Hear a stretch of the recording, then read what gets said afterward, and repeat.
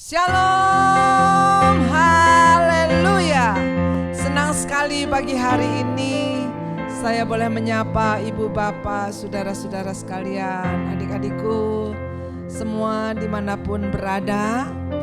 Saya percaya kita semua dalam lindungan Tuhan, sehat-sehat. Di masa pandemik ini Tuhan masih menunjukkan kasih setianya kepada kita. Kita semua dalam perlindungan Tuhan. Itulah orang yang memprioritaskan Tuhan di dalam hidupnya. Dan pagi hari ini kita boleh memprioritaskan waktu kita untuk Tuhan bersama-sama beribadah. Sekalipun kita beribadah secara online, tapi tidak mengurangi kuasa dan kasih Tuhan untuk sampai kepada keluarga saudara, untuk sampai kepada saudara-saudara semua dimanapun saudara berada. Firman Tuhan mengatakan di dalam Mazmur 65 ayat yang kelima, berbahagialah orang yang engkau pilih dan yang engkau suruh mendekat untuk diam di pelataranmu. Kiranya kami menjadi kenyang dengan segala yang baik di rumahmu, di baitmu yang kudus. Kita siapkan hati kita untuk memuji memuliakan Tuhan. Dan saya percaya di atas puji-pujian yang benar-benar kita siapkan untuk Tuhan, disitulah Tuhan bertata dan kuasa Tuhan turun atas kita. Dan pagi hari ini merupakan pagi berkat bagi kita semuanya dimanapun kita berada. Yang lemah dikuatkan, yang sakit disembuhkan. Percaya saudara, kuasa Tuhan mengalir. Yang berbeban berat, Tuhan memberi kelegaan. Sebentar kita boleh memuji Tuhan bersama dan kita dikuatkan kembali melalui firman Tuhan. Mari kita semua bangkit berdiri, kita akan berdoa. Pertolongan dan keselamatan kita dari Tuhan yang menciptakan langit dan bumi dan yang tidak meninggalkan perbuatan tangannya. Terimalah salam sejahtera dari Allah Bapa yang Maha Kasih dan Tuhan Yesus Kristus Juru Selamat kita dan Roh Kudus penghibur sejati memenuhi saudara-saudara. Terima kasih Tuhan. Terima kasih buat nafas kehidupan.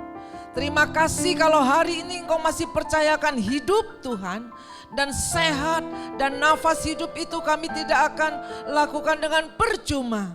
Pagi hari ini Tuhan, kami memprioritaskan Engkau di dalam eksistensi seluruh kehidupan kami. Terima kasih Tuhan Yesus, terima kasih. Ampuni segala kekurangan kami. Ampuni bila Kau dapati tidak berkenan Tuhan. Sebentar kami mau memuji memuliakan nama-Mu, agar pujian kami sampai ke hadapan hadirat-Mu dan menyenangkan hati-Mu. Dan kami bertahta Tuhan, di atas puji-pujian Engkau berkuasa Tuhan, menyembuhkan, memberikan kekuatan atas setiap kami. Dan sebentar firman-Mu disampaikan Tuhan, kami percaya Tuhan firman yang berkuasa mengubahkan setiap hati, mindset, pola pikir, gaya hidup kami.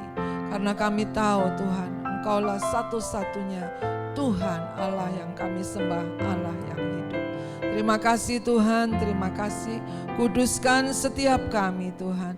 Kuduskan para pelayan-Mu sehingga pagi hari ini merupakan hari yang kudus Tuhan, di mana kami boleh beribadah bersama-sama. Terima kasih Tuhan Yesus. Di dalam nama Bapa, Putra dan Roh Kudus kami buka ibadah ini. Haleluya. Semua yang siap diberkati sama-sama kita katakan amin.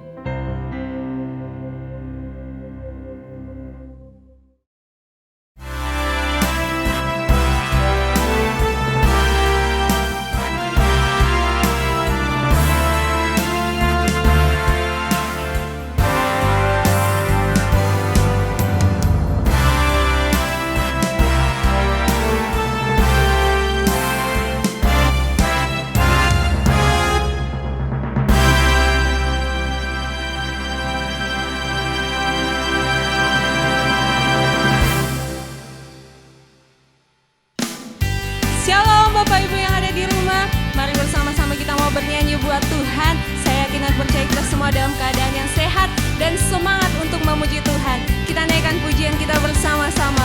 Besarlah Tuhan dan layak dipuji, sebab terpujilah nama Tuhan.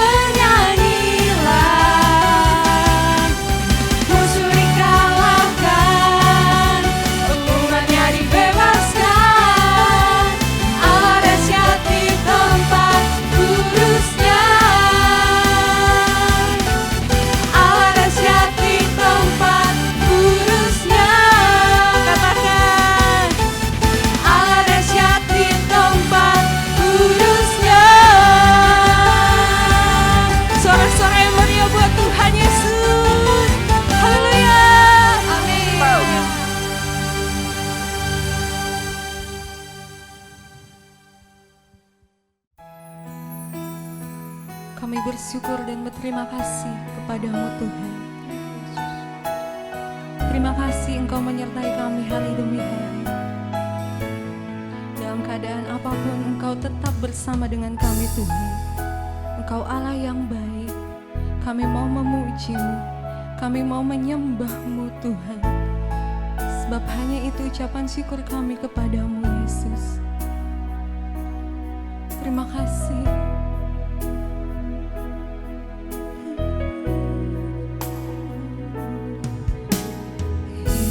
Yesus, Kau sungguh baik.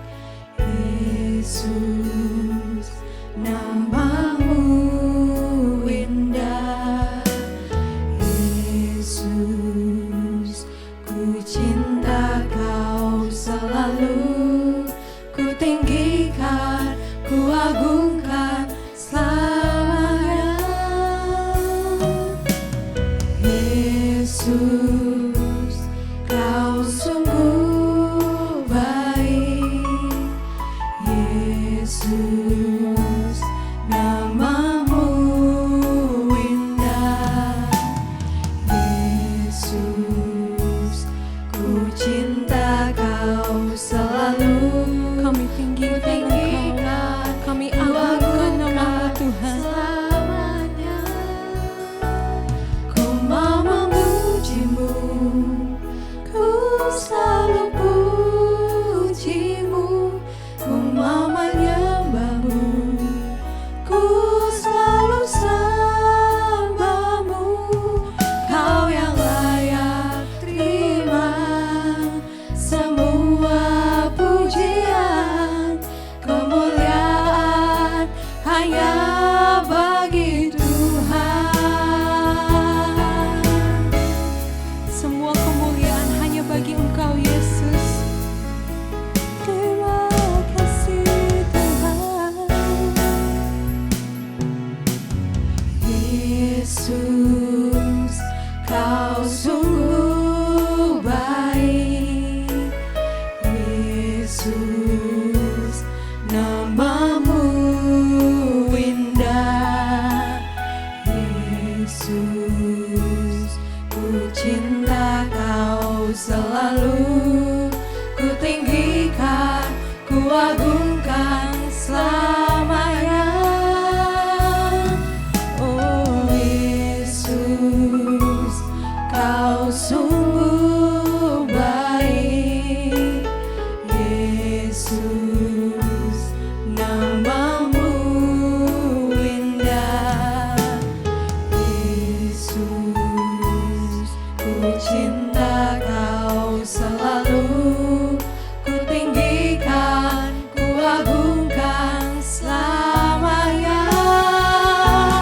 Ku mau memuji-Mu, ku selalu puji-Mu, ku mau menyembah-Mu, ku selalu sembah-Mu. Kau yang layak terima semua pujian,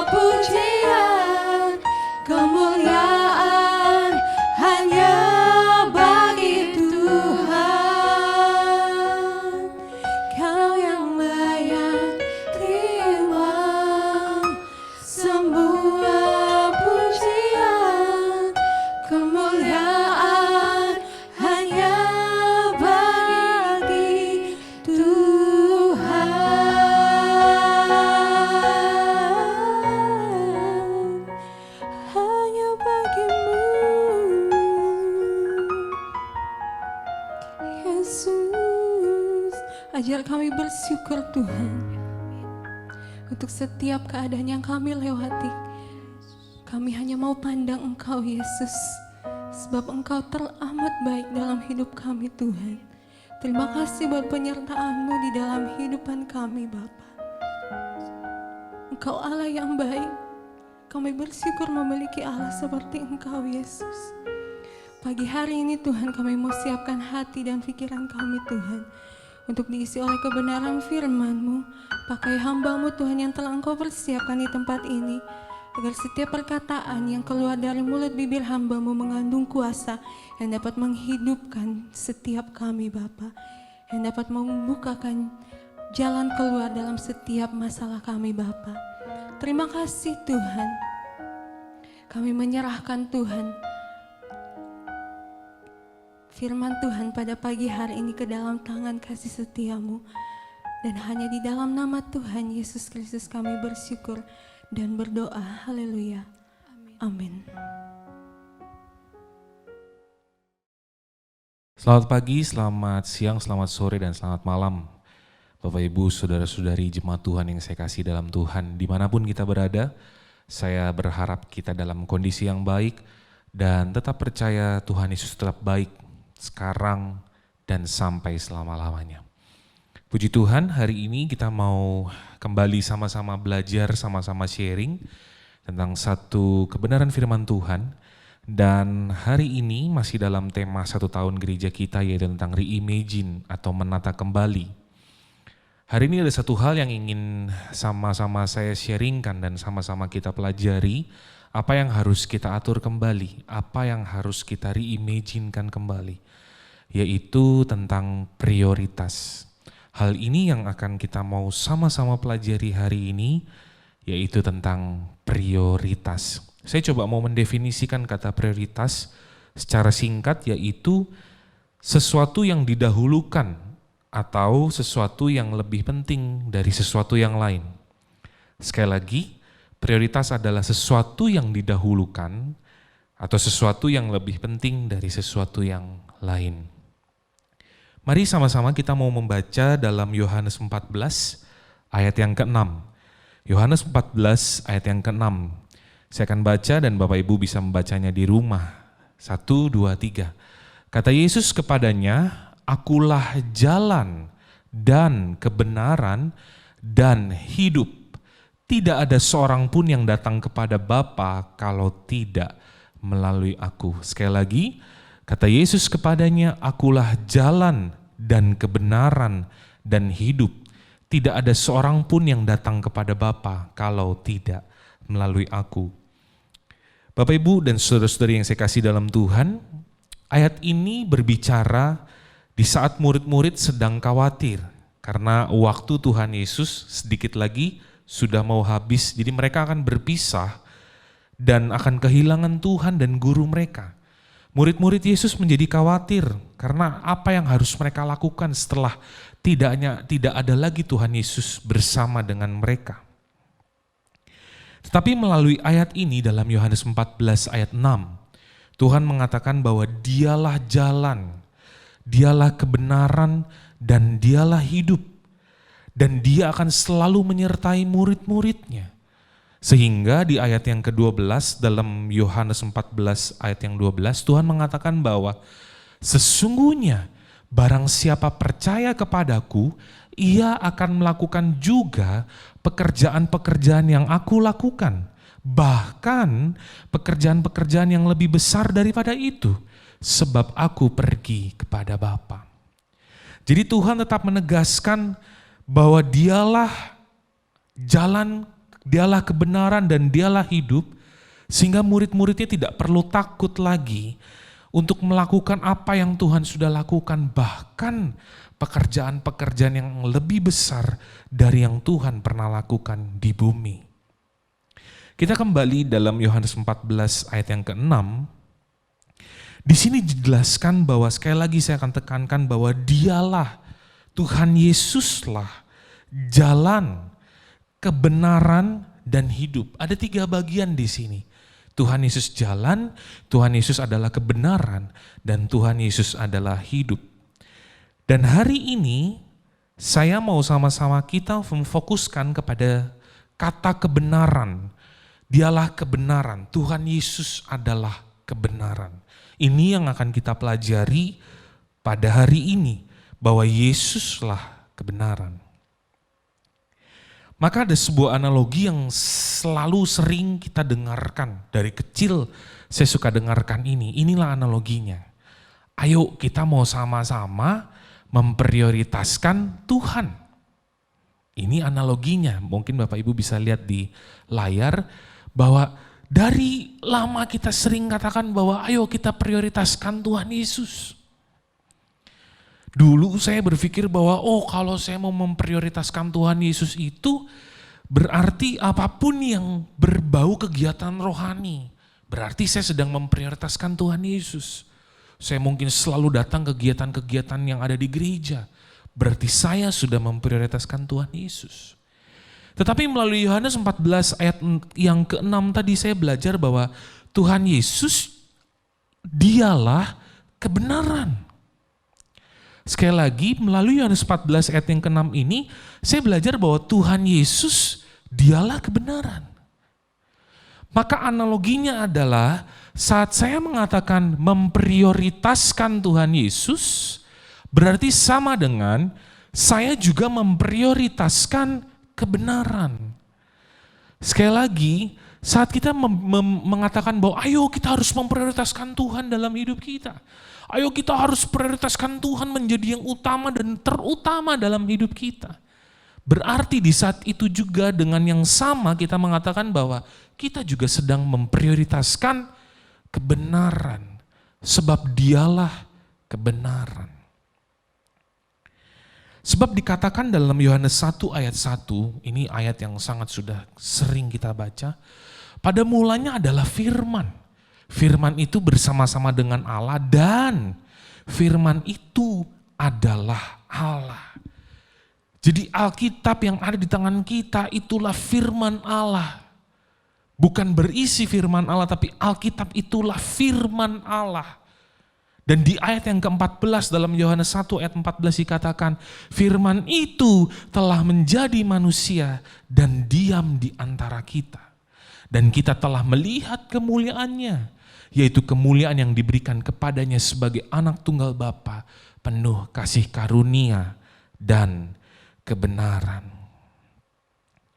Jadi sekali lagi, kalau kita sering mengatakan, ayo prioritaskan Tuhan, berarti di saat itu juga kita sedang mengatakan bahwa ayo prioritaskan kebenaran. Jadi tidak selalu saat kita mengatakan memprioritaskan Tuhan itu berbau kegiatan rohani. Tapi di saat kita tahu apa yang kita lakukan adalah kebenaran dan kita memprioritaskan kebenaran dalam hidup kita.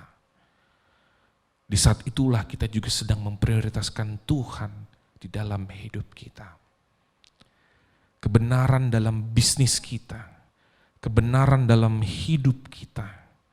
Dan hari ini kita mau sama-sama belajar tentang bagaimana kita bisa memprioritaskan kebenaran dan kita lakukan dalam hidup kita. Ada satu ayat yang sangat-sangat terkenal dan saya yakin kita membaca ini sudah mungkin ribuan kali, tapi ada beberapa part atau ada beberapa bagian yang terkadang kita lupakan.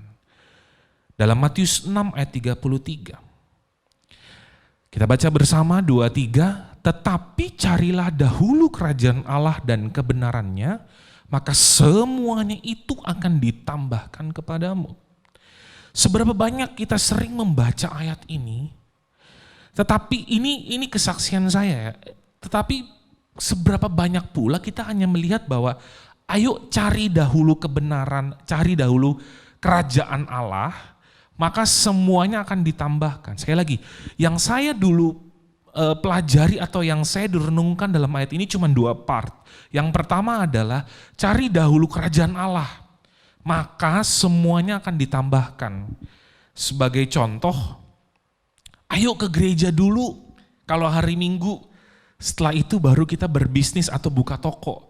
Kalau sudah mengandalkan Tuhan, maka Tuhan akan menambahkan segalanya. Sama kayak ayat ini. Itu yang saya pribadi mengerti dulu. Wah, saya harus menjalankan kegiatan keagamawian saya sehingga semuanya akan ditambahkan kepada saya. Tetapi saya lupa ada part yang di tengah-tengahnya yang sebenarnya itu sangat penting. Tetapi carilah dahulu kerajaan Allah, itu part pertama. Dan part yang kedua yang sangat penting, dan kebenarannya. Baru part yang ketiga dikatakan, maka semuanya itu akan ditambahkan kepadamu. Konteks ayat ini adalah saat dari Matius 5 dan sampai Matius 7. Dan konteks ayat ini dikatakan bahwa kita nggak perlu khawatir dengan apa yang ada dalam hidup kita. Tetapi kita harus mengandalkan Tuhan, dan yang kedua yang terpenting adalah menjalankan kebenaran. Atau kalau saya boleh simpulkan dengan topik kita atau tema kita hari ini, memprioritaskan Tuhan dan memprioritaskan kebenaran. Jadi tidak salah Bapak Ibu, saat kita sudah memprioritaskan Tuhan dan memprioritaskan kebenaran, segalanya pasti akan ditambahkan. Coba renungkan ini. Saat engkau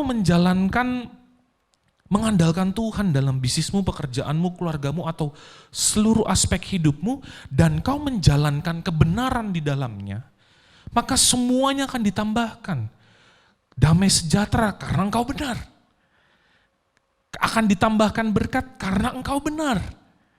Di jalan kebenaran dan kau memprioritaskan Tuhan. Jadi bukan sebatas kegiatan agamawi kita. Oh, saya mau ikut doa di gereja supaya semuanya ditambahkan. Tetapi saat kita menjalankan bisnis atau menjalankan kehidupan sehari-hari kita tidak menjalankan kebenaran. Ini part yang hilang saat saya coba pelajari kembali ayat ini.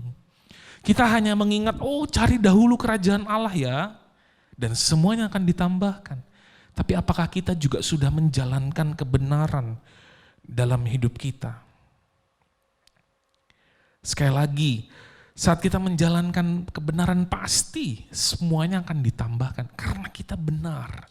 Kita benar di hadapan Tuhan dan kita benar di hadapan sesama kita. Itu yang terpenting.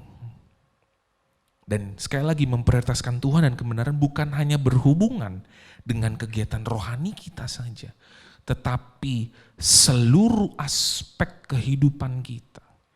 Memprioritaskan Tuhan dan kebenaran bukan hanya di gereja atau bukan hanya dalam kegiatan yang berbau rohani saja, tetapi seluruh aspek kehidupan kita. Seperti dalam Kolose 3 ayat 23 mengatakan, kita akan baca bersama, Kolose 3 ayat 23, apapun juga yang kamu perbuat, perbuatlah dengan segenap hatimu seperti untuk Tuhan dan bukan untuk manusia. Sekali lagi, apapun yang kita mau perbuat, perbuatlah dengan segenap hatimu seperti untuk Tuhan dan bukan untuk manusia. Maka dari itu, ayo mulai kita menghilangkan sebuah frase bahwa ada yang kegiatan rohani, ada yang kegiatan tidak rohani. Kalau di gereja rohani, kalau bukan di gereja bukan rohani. Tapi melalui ini mari sekali lagi saat kita memprioritaskan Tuhan, sama dengan kita juga memprioritaskan kebenaran dalam apapun seluruh kegiatan dan aspek hidup kita. Saat kita di jalan menyetir, bertemu keluarga, bertemu orang, harus antri, buang sampah pada tempatnya. Kita harus taati firman Tuhan, apapun kebenaran yang kita pegang di saat itulah kita juga sedang memprioritaskan Tuhan. Apabila kita tidak mencoba mengatur prioritas hidup kita, maka kita akan menghadapi beban hidup karena semuanya kita anggap penting dan menguras semua aspek hidup kita. Seberapa banyak yang kita setiap hari bangun menganggap semuanya ini penting. Terkadang iya Bapak Ibu. Tetapi yakinkan bahwa ada prioritas yang harus kita atur. Ada hal-hal yang harus kita atur dan kita dahulukan. Mana yang menjadi prioritas kita. Kalau kita nggak mengatur prioritas kita, Secara tubuh kita akan lelah, capek. Secara jiwa pun kita akan lelah dan capek. Apabila tubuh dan jiwa kita sudah lelah, itu akan sedikit banyak mempengaruhi secara rohani atau spiritual kita. Maka dari itu ayo coba atur prioritas kita agar tubuh, jiwa, dan spiritual kita menjadi seimbang. Pernahkah Bapak Ibu berpikir sesuatu yang berlebihan terkadang tidak baik untuk kita? Contoh, kita butuh air untuk makan, mandi, minum, dan lain-lain. Tapi saat air itu menjadi berlebih dalam hidup kita, dalam tubuh kita, kadang-kadang paru-paru kita bisa terganggu. Atau kadang-kadang terjadi banjir karena airnya berlebih. Kita butuh api untuk masak, menerangi cahaya. Tapi kalau api itu berlebihan, bisa terjadi kebakaran dan membakar kita. Kita butuh makan. Tapi kalau makan itu berlebihan, ini yang saya masih pelajari. Kalau makan itu berlebihan dan kita tidak atur porsi makan, itu juga akan berbahaya. Kita harus melayani Tuhan, harus melayani juga pekerjaan Tuhan. Tetapi kalau kita tidak atur dengan baik dan berlebihan, itu juga berbahaya bagi kita. Sama beberapa waktu lalu saya katakan bahwa mungkin kadang-kadang kita seperti Marta yang sibuk melayani. Tetapi Maria mengambil bagian yang terbaik dalam kehidupannya. Mengatur prioritas hidup kita, itu adalah bagian kita. Sekali lagi, mengatur prioritas waktu, tenaga, pikiran, itu adalah bagian kita. Jadi kita sendiri yang harus mengatur prioritas hidup kita. Bukan orang lain, bukan di luar kita, tapi kitalah yang harus mengatur prioritas hidup kita. Bagaimana kita bisa mengatur prioritas hidup kita, itulah yang akan menentukan langkah kehidupan kita ke depan. Sekali lagi, bagaimana kita bisa mengatur prioritas hidup kita, itulah yang menentukan langkah kita dalam kehidupan kita ke depan. Sama seperti sekarang, musim pandemi yang sedang kita alami. Prioritas kita adalah kesehatan kita. Mungkin gak nyaman saat kita pakai masker, harus terus cuci tangan, mentaati protokol kesehatan. Tapi itulah yang harus kita prioritaskan sekarang. Dan sebagai contoh salah satunya adalah mengapa kita masih sekarang ibadah online di gereja kita khususnya. Karena kita sedang memprioritaskan itu, kesehatan Bapak Ibu, kesehatan sesama kita. Itu yang harus kita prioritaskan sekarang. Kurva terus menanjak naik. Mengapa sekali lagi kita masih ibadah online? Karena kita sedang memprioritaskan yang lebih penting, yaitu kesehatan kita. Ada dua hal yang ingin saya bagikan untuk kita menentukan prioritas kita yang kita butuhkan dalam hidup kita. Dua hal yang sangat penting. Yang pertama adalah hikmat. Kalau tanpa hikmat saya yakin kita nggak bisa menentukan prioritas kita dengan benar. Yang ada kita malah kacau balaukan kegiatan kita sehari-hari. Tapi saya yakin dengan hikmat kita dapat menentukan prioritas kita dengan benar. Sekali lagi, dengan hikmatlah kita dapat menentukan prioritas hidup kita dengan benar. Mengapa? Karena hikmat ini berasal dari Allah. Kita mau baca bersama dari Amsal 2 ayat 1 sampai 6. Kita baca bersama, saya akan bacakan, Bapak Ibu baca di rumah. Hai anakku, jikalau engkau menerima perkataanku dan menyimpan perintahku di dalam hatimu, sehingga telingamu memperhatikan hikmat dan engkau mencenderungkan hatimu pada kepandaian. Ya, jikalau engkau berseru kepada pengertian dan menunjukkan suaramu kepada kepandaian, jikalau engkau mencarinya seperti mencari perak dan mengejarnya seperti mengejar harta terpendam, maka engkau akan memperoleh pengertian tentang takut akan Tuhan dan mendapat pengenalan akan Allah. Karena Tuhanlah yang memberikan hikmat, dari mulutnya datang pengetahuan dan kepandaian. Kita kembali ke ayat yang kelima. Ini ayat yang penting, poin penting. Maka engkau akan memperoleh pengertian tentang takut akan Tuhan dan mendapat pengenalan akan Allah. Lanjut ke ayat ke-6. Karena Tuhanlah yang memberikan hikmat, dari mulutnya datang pengetahuan dan kepandaian. Pengetahuan dapat dipelajari, keterampilan pun dapat dilatih. Tetapi hikmat adalah pemberian Allah. Banyak orang pintar, banyak orang hebat di sekitar kita. Tapi orang yang tidak berhikmat, orang yang mungkin tidak bisa menjalankan kehidupannya dengan baik. Mungkin mereka korupsi atau yang lain, mereka bukan orang bodoh. Tapi orang yang pintar, orang yang hebat tanpa hikmat, hidupnya tidak akan baik. Mari pada hari ini, hikmatlah yang akan menuntun kita. Bagaimana kita bisa mengatur prioritas hidup kita. Tanpa hikmat kita gak bisa ngatur prioritas dengan benar.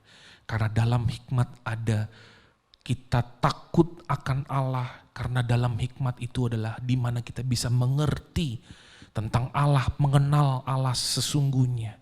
Dan dalam hikmat itulah di mana kita tahu apa yang harus kita lakukan yang sesuai dengan kehendak Tuhan.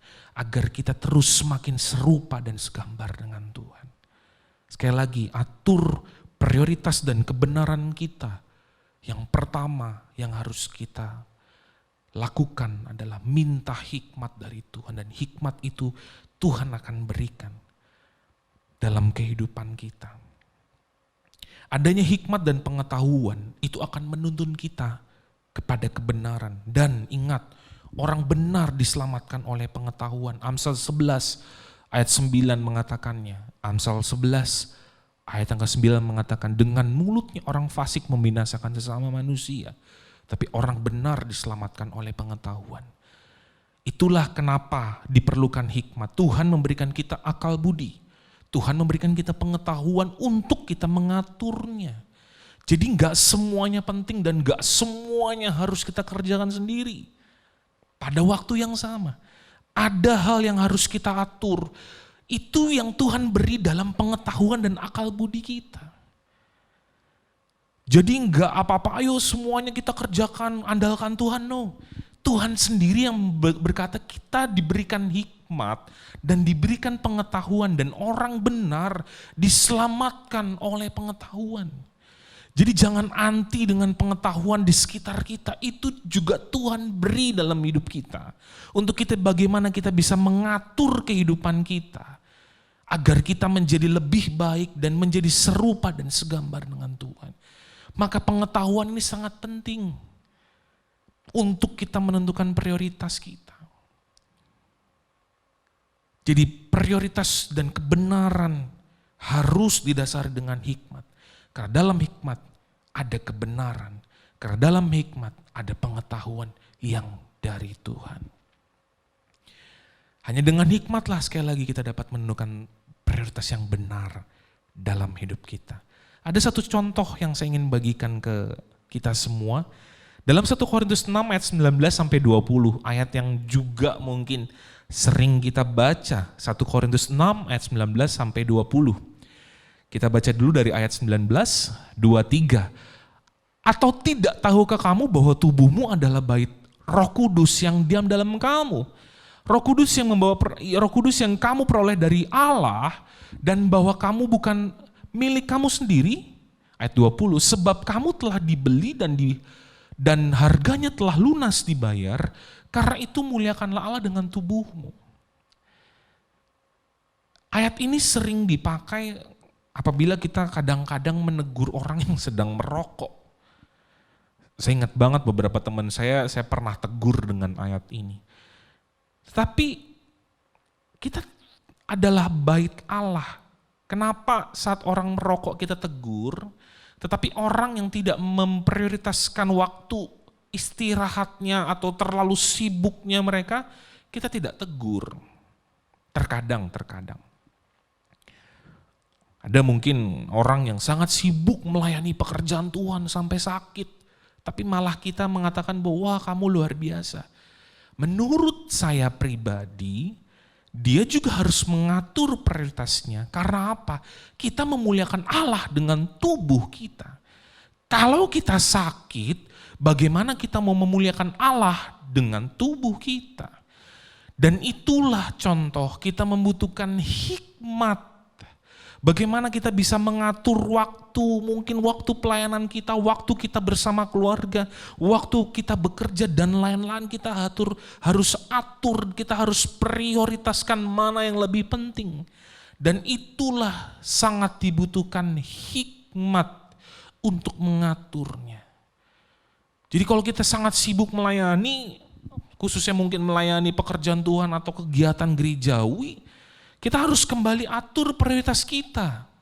Agar tubuh kita nggak sakit, agar kita bisa mengatur semua aspek hidup kita, keluarga kita, prioritas mungkin diri kita sendiri, di mana juga ada kehidupan sosial kita. Mana prioritas yang penting? Dan ini kadang-kadang yang sulit kita atur. Tetapi ingat yang tadi saya katakan, poin saya yang hal pertama yang penting, yaitu hikmatlah yang dapat membantu kita menentukan prioritas dalam kehidupan kita.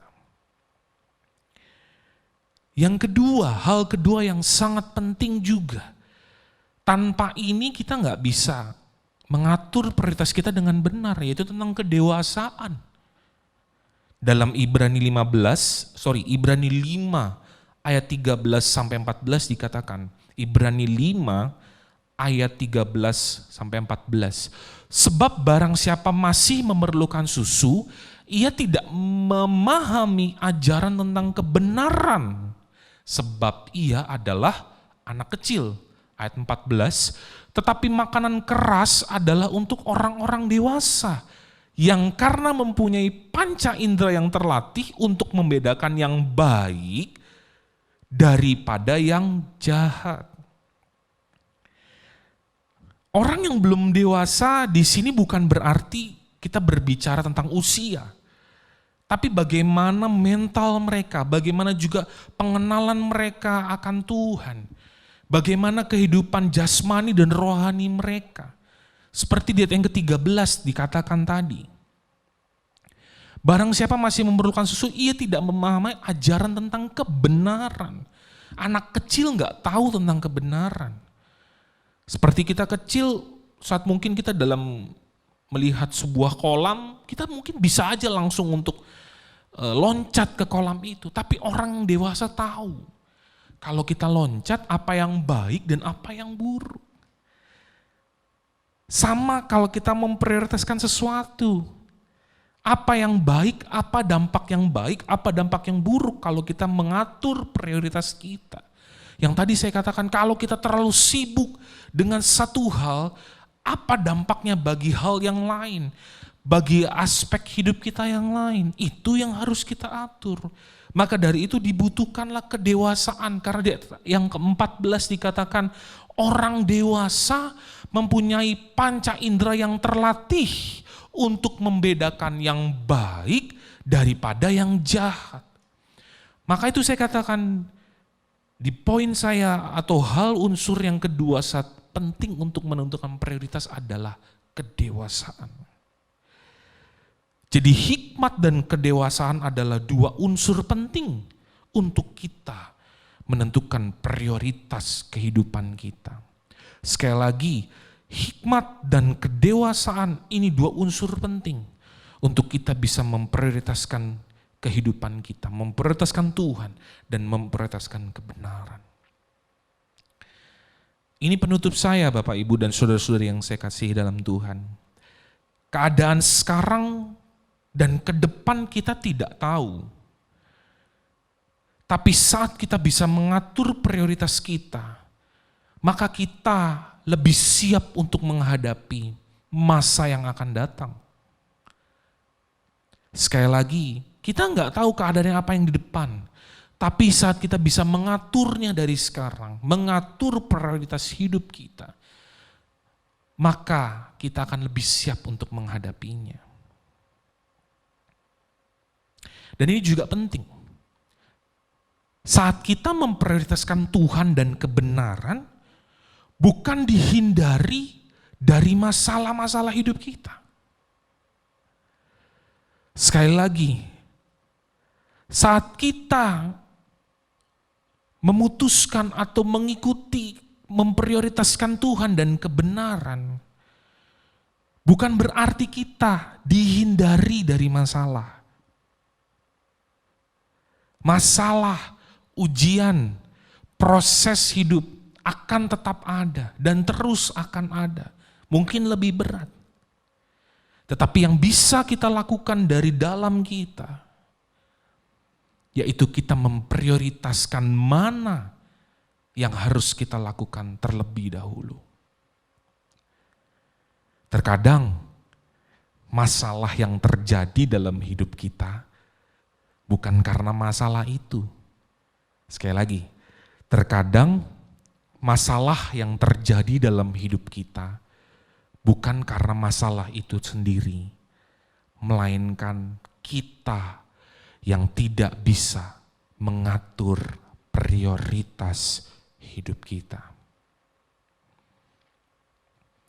Memang sepertinya sangat sulit, apalagi di sekitar kita, untuk kita menjalankan kebenaran firman Tuhan, atau kita memprioritaskan Tuhan dan memprioritaskan kebenaran. Sangat sulit di sekeliling kita, di negara kita mungkin, di masyarakat sangat sulit untuk menjalankan kebenaran. Tetapi seperti yang sering kita doakan dan sering kita katakan bahwa bagi Tuhan tidak ada yang mustahil. Bagi Tuhan tidak ada yang mustahil. Itu yang sering kita katakan untuk doa-doa kita. Maka hari ini saya mau mengajak semua kita yang sedang menyaksikan tayangan ini. Saat kita mengatakan bagi Tuhan tidak ada yang mustahil, kita juga mau mengatakan bahwa saat kita memprioritaskan Tuhan dan memprioritaskan kebenaran dalam bisnis saya, dalam hidup saya, dalam semua aspek hidup saya percaya saya bisa. Saya pun belajar, Bapak Ibu Saudara-saudara yang dikasihi Tuhan, sulit memang, tapi ingat bagi Tuhan tidak ada yang mustahil. Dan saat kita memprioritaskan Tuhan dan saat kita memprioritaskan kebenaran dalam hidup kita, bukan untuk kepentingan kita dan bukan untuk keuntungan kita, melainkan ini semua untuk memuliakan nama Tuhan, agar orang-orang di sekitar kita dapat mengenal Tuhan dan kita dapat menggenapi amanat agung Tuhan. Statement penutup saya, apa prioritasmu sekarang? Keluargamu kah sedang membutuhkan prioritasmu? Usahamu kah sedang membutuhkan prioritasmu? Gerejamu kah sedang membutuhkan prioritasmu? Orang tua, anak atau suami istrimu kah yang sedang membutuhkan prioritasmu? Itulah kebenaran yang harus engkau jalani. Sebab saat engkau memprioritaskan Tuhan, engkau sedang memprioritaskan kebenaran dalam hidupmu. Dan ini yang gak biasa. Mungkinkah juga pribadimu yang sedang sekarang membutuhkan prioritas hidupmu? Terkadang kita lupa akan pribadi kita.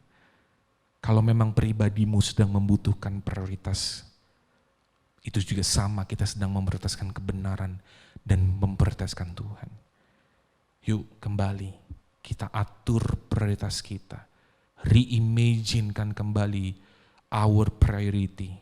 Karena mungkin ini yang akan menentukan, saya yakin ini akan menentukan kehidupan kita dan jalan kehidupan kita yang ke depan. Atur prioritas kita dengan hikmat dan kebenaran. Tuhan Yesus memberkati.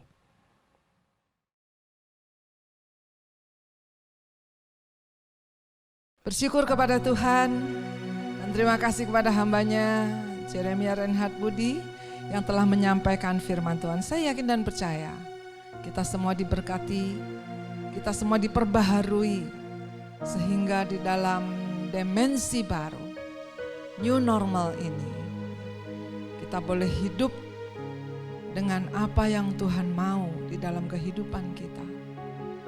Kita boleh menyelaraskan pikiran kita dengan cara Tuhan yang Tuhan mau di dalam kehidupan kita. Sehingga kita boleh memprioritaskan apa yang firman katakan kepada kita. Saya percaya pagi hari ini semua diperbaharui oleh firman Tuhan. Dan sebelum kita akhiri ibadah ini, saudara yang kekasih, mari kita berdoa bersama. Kita bersyafaat bagi bangsa, negara kita. Kita bersyukur kita hidup di Indonesia. Dan kita akan berdoa untuk presiden kita. Kita berdoa untuk seluruh menteri, untuk seluruh para dokter, suster, para relawan dalam menangani COVID ini. Biarlah diberi kekuatan untuk terus melakukan tugas yang mulia. Mari kita berdoa. Bapa, kami berterima kasih buat firman-Mu yang boleh membentuk kehidupan kami di dalam dimensi yang baru ini Tuhan. Tidak mudah untuk hidup di new normal. Kami perlu firman-Mu, kami butuh firman-Mu. Dan pagi hari ini Engkau telah berbicara lewat hamba-Mu Tuhan. Berkati hamba-Mu Yeremia Reinhard Budi. Kau ungkapkan kembali rahasia-rahasia firman-Mu Tuhan. Kami percaya Engkau bangkitkan anak-anak muda Tuhan, untuk terus boleh maju dan maju Tuhan. Di dalam pengiringan Engkau, maju di dalam pekerjaan-Mu, maju di dalam cara berpikir, maju Tuhan untuk terus ada. Kiranya supaya anak-anak muda tidak ketinggalan. Kiranya anak-anak muda boleh maju terus Tuhan di dalam Engkau. Bawa anak-anak muda, pakai anak-anak muda di dalam masa depan yang cerah. Tuhan, kami bersehati untuk bersyafaat bagi bangsa negara kami Indonesia. Kami berdoa untuk Presiden kami Jokowi Tuhan. Mari Roh Kudus, Kau tolong tuntun pimpin Presiden beserta seluruh jajarannya Tuhan. Dan pada pagi hari ini kami bersyafaat untuk pilkada serentak di 270 daerah pada 9 Desember 2020 nanti. Agar berjalan secara demokratis dan langsung, umum, bebas rahasia, serta jurdil dan aman dari tindakan anarkis pihak-pihak yang tidak siap kalah.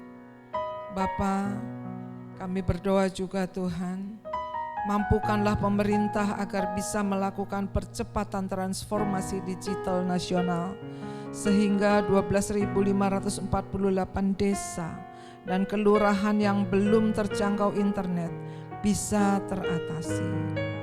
Kami juga berdoa Tuhan untuk pemerintah dan DPR agar bisa sejalan memperkuat semangat reformasi dalam menghadapi krisis kesehatan dan ekonomi akibat pandemi COVID-19 dengan mengubah berbagai budaya kerja lama yang tak efisien dan berbelit-belit. Kami juga berdoa Tuhan untuk partai politik agar mereka mengusung calon pemimpin daerah yang bersih dari kasus hukum pada Pilkada 2020 nanti, agar tidak terjadi presiden buruk bagi demokrasi di Indonesia dan agar masyarakat bijak dalam memilih calon kepala daerahnya. Terima kasih Tuhan Yesus, Engkau baik. Kami percaya Tuhan Kau memberikan kemampuan kepada kementerian, lembaga agar realisasi dana penanganan COVID-19 dan program pemulihan ekonomi nasional bisa lebih lancar. Kami bersyukur Tuhan, berterima kasih. Biarlah kiranya Tuhan Engkau menyertai para menteri, kabinet yang ada Tuhan. Dan kami juga berdoa untuk Provinsi Banten, gubernur beserta jajarannya sampai pun ke RT RW dimanapun kami berada. Mari Tuhan Kau lindungi dan memberikan kekuatan Tuhan atas setiap kami. Terima kasih Tuhan, di masa pandemik ini Tuhan, Engkau juga tolong Tuhan agar mereka boleh taat kepada protokol kesehatan. Oh Tuhan, semakin banyak orang yang terpapar Tuhan, ampuni mereka yang melawan atau ampuni mereka yang tidak taat Tuhan. Biarlah kiranya Tuhan Engkau tolong, dan kami percaya kuasa-Mu yang dahsyat menyertai setiap kami Tuhan. Terima kasih Tuhan, kami berdoa untuk para dokter dan perawat, seluruh petugas di rumah sakit, di laboratorium, di klinik kesehatan, dan di rumah isolasi, para relawan aparat TNI dan Polri yang terlibat dalam penanganan COVID-19. Berikanlah mereka kekuatan, sukacita, dan perlindungan agar tidak tertular COVID-19. Terima kasih Tuhan Yesus, terima kasih. Dan kami percaya Tuhan dimanapun kami berada, kuasa-Mu menyertai kami, perlindungan-Mu Tuhan. Tutup bungkus kami dalam kuasa darah-Mu, dijauhkan dari orang-orang berbuat niat jahat, dijauhkan Tuhan dari segala hal-hal yang buruk Tuhan. Biarlah setiap udara yang kami hirup Tuhan, Kau kuduskan, jauhkan dari segala virus penyakit manapun juga. Kami berdoa untuk para orang tua kami ya Tuhan, Engkau yang memberikan kekuatan kesehatan. Kami berdoa untuk anak-anak Tuhan di masa sekolah, di rumah juga sekolah online. Mampukan mereka Tuhan. Di desa-desa Engkau juga tolong Bapa.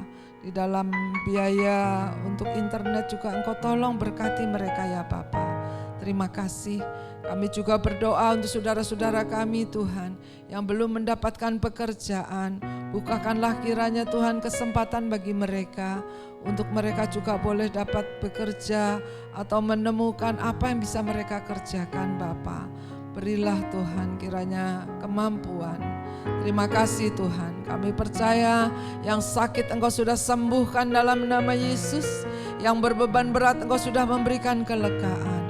Yang dalam pergumulan Engkau memberikan jalan keluar lewat firman-Mu Tuhan. Sudah membuka jalan dan jawaban bagi kami semuanya. Kami percaya Tuhan Kau berkati, kembalikan berkat-Mu berlipat kali ganda kepada setiap kita Tuhan. Setiap hati yang telah menopang pekerjaan-Mu ya Tuhan. Kami percaya Tuhan Kau kembalikan berkat-Mu, Kau bukakan tingkap-tingkap surga-Mu, Kau curahkan ya Tuhan. Berkat kekuatan, kesehatan. Kalau kami ada hari ini, kami percaya ini semua karena juga berkat-Mu Bapa. Terima kasih Tuhan, terima kasih. Kau mampukan kami Tuhan untuk terus bertahan di tengah masa-masa yang sukar ini. Karena ada kekuatan dari Tuhan Yesus Kristus. Jadikan kami terang dan garam-Mu Tuhan. Agar dunia boleh melihat ada Kristus di dalam kami. Terima kasih Tuhan Yesus. Terima kasih untuk ibadah pagi hari ini. Berkati kami semua dimanapun kami berada. Dan pagi hari ini kami bersyukur, berterima kasih. Kami akan akhiri ibadah ini. Kiranya kekuatan dari Allah yang Maha Tinggi turun atas setiap kami. Mari saudara kita angkat tangan, kita arahkan hati kita kepada Tuhan.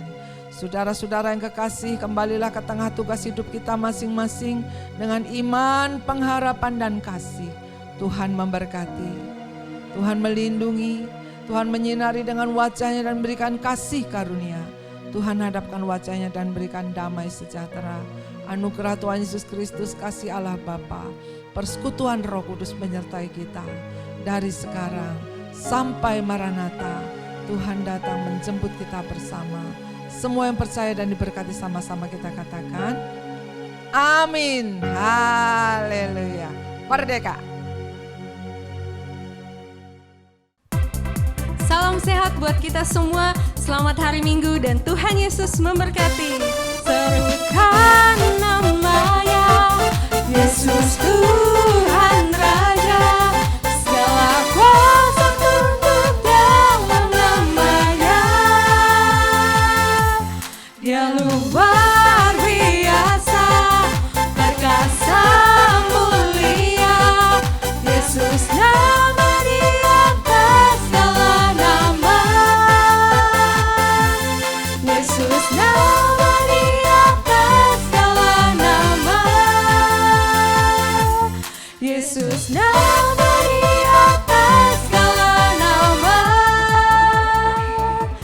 ya keluarga Allah.